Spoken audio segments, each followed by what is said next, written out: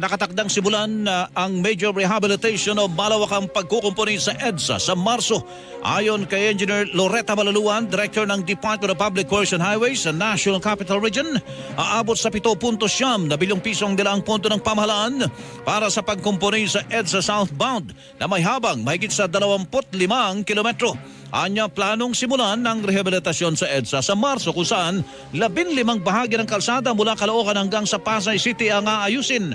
Unang aayusin ang outer lane o bike lane ng EDSA southbound at iuhuli ang inner lane o busway. Magbabago po tayo ng ibang konkreto dito dahil mula po dun sa outer lane or dito po sa yung tinatawag natin portions ng katabi po ng sidewalk, yung mga tabi ng bike lane natin, hanggang doon po sa busway natin mag-aayos po tayo.